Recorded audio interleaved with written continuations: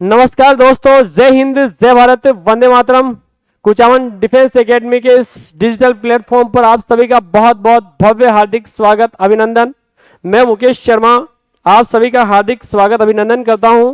हो चुका है एसएससी जीडी का आगाज। कामयाबी के दरवाजे उन्हीं के लिए खुलते हैं जो उन्हें खटखटाने की ताकत रखते हैं और मेरे शेर दिल सभी ताकत रखते हैं, मुझे इतना यकीन है। चलते हैं अपन अपने टॉपिक की ओर। हमेशा की तरह एसएससी जीडी का आगाज हो चुका है मेरे दोस्तों। देखो आज का जो पहला क्वेश्चन है वो क्या है। पहला क्वेश्चन देखो क्या बताया भाई।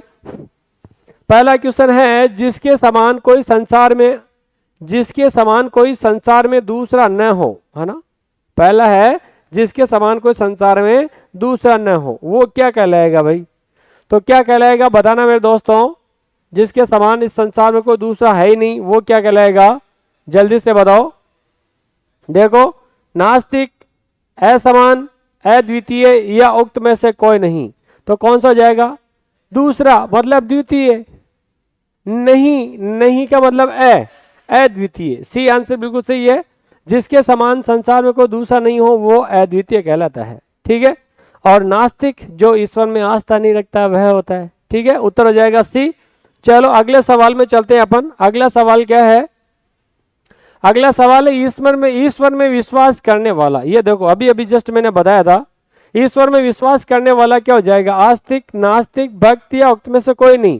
क्या हो जाएगा मेरे लाडलो, क्या हो जाएगा। हाँ, अगर आस्था है, ईश्वर में विश्वास है, विश्वास का मतलब है आस्था है। अगर आस्था है तो आस्तिक है मेरे दोस्तों, आस्था है तो आस्तिक है। और ईश्वर में विश्वास नहीं है तो फिर वो नास्तिक कहलाएगा। अगला क्वेश्चन देखिए, क्वेश्चन नंबर 3। देखो क्या बताया, तीसरा प्रश्न क्या है। प्रत्युपकार शब्द में उपसर्ग है।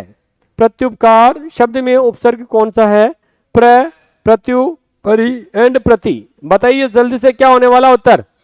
देखो शब्द देखिए, प्रति, प्रति प्लस उपकार, प्रति प्लस उपकार है। अब देखो ये प्र है, ये तय है, तय में से मैंने ई निकाल दिया है, इधर शब्द है उपकार। अब होता क्या है, ई के बाद यदि भिन्न स्वर होता है तो इस ई का ये बनता है। तो देखिए ये प्र, तय में से ई निकला, तय रह गया आधा, ई का हुआ ये जब ऊ में मिला तो यू।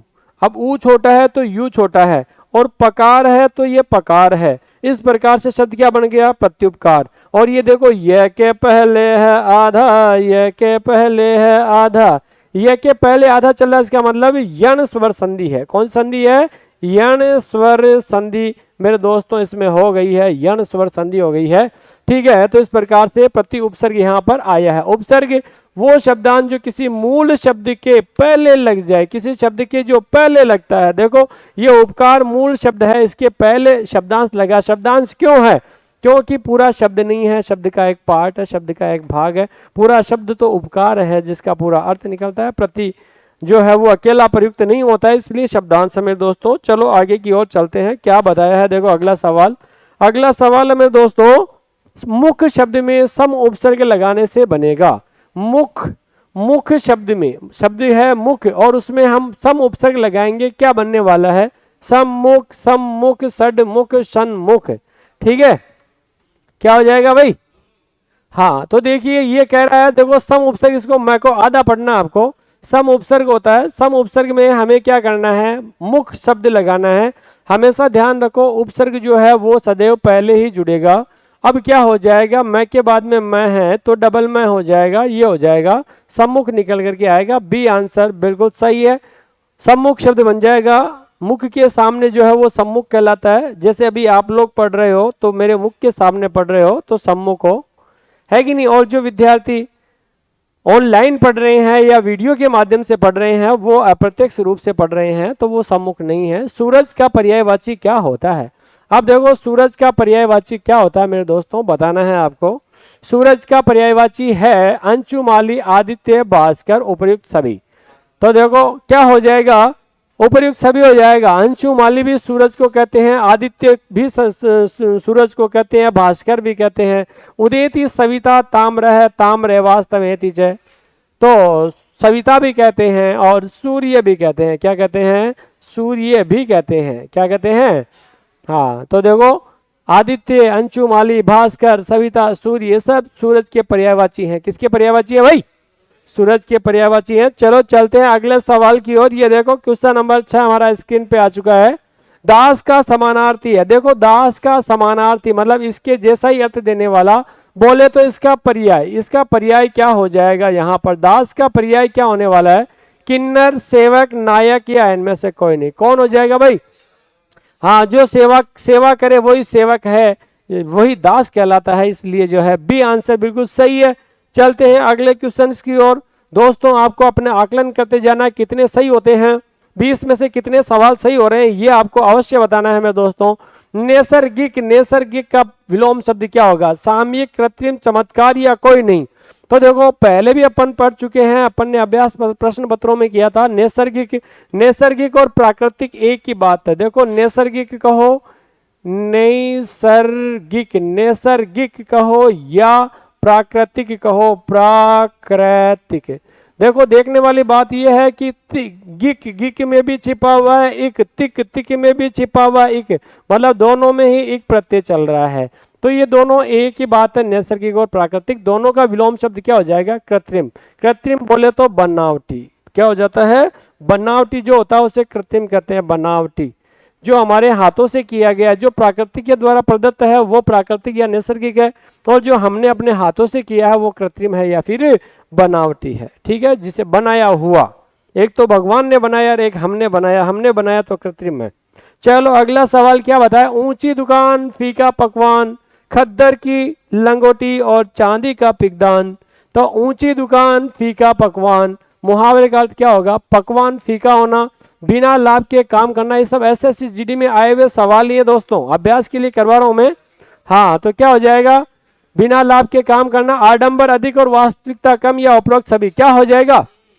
सी आंसर बिल्कुल सही है। आडंबर तो ज्यादा और वास्तविकता कम, मतलब वास्तविक कम है और दिखावा थोड़ा ज्यादा है। सी आंसर बिल्कुल सही हो चुका है मेरे दोस्तों। क्या बात है, क्या बात है।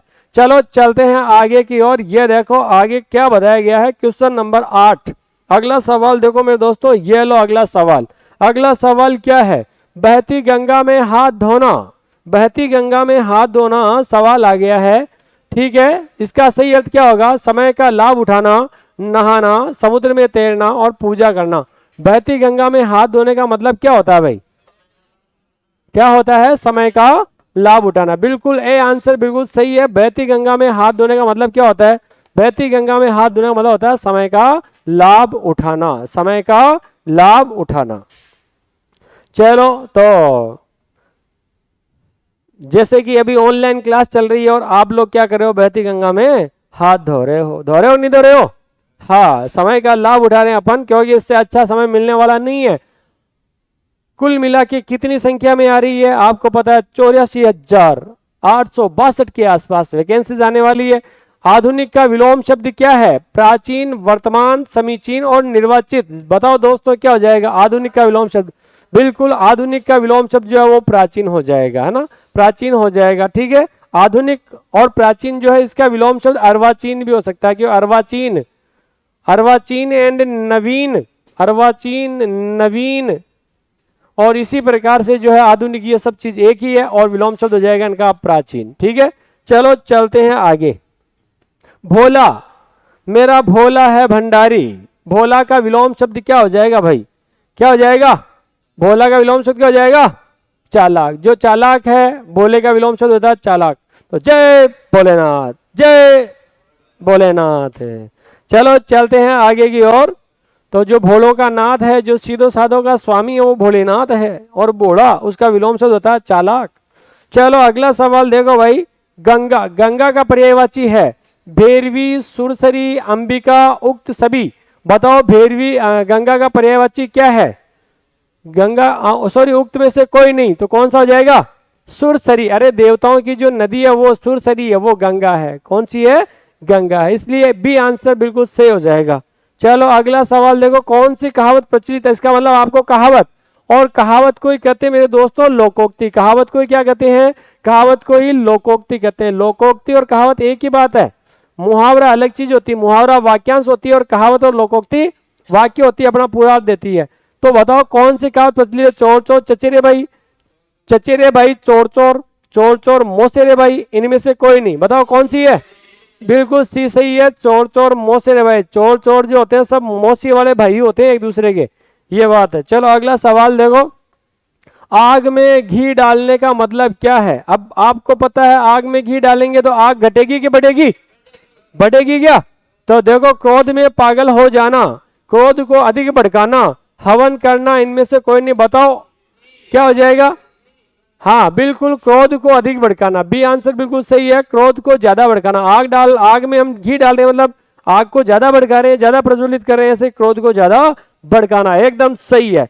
चलो अगला सवाल देखो, पूर्ण विराम। अगला सवाल क्या है भाई? अगला सवाल है पूर्ण विराम का चिन्ह लगाना है। किसका पूर्ण विराम का चिन्ह बताना है? पूर्ण विराम का बताओ, ए बी सी या डी, बताओ कौन सा होने वाला है? बिल्कुल सही है, ए आंसर। जैसे पूरी तरह से रुक गए तब खड़ी पाई लगाते हैं, इस खड़ी पाई को ही क्या कहते हैं? पूर्ण विराम कहते हैं, खड़ी पाई, इसी को जो है पूर्ण विराम कहा जाता है। चलो अगला सवाल, कीर्ति। कीर्ति शब्द का सही अर्थ क्या होता है? आपकी कीर्ति सर्वत्र फैले, मतलब यश फैले, रचना फैले, कीर्तन फैले, निपुण फैले, बताओ क्या? हाँ एकदम सही, क्या उत्तर हो जाएगा?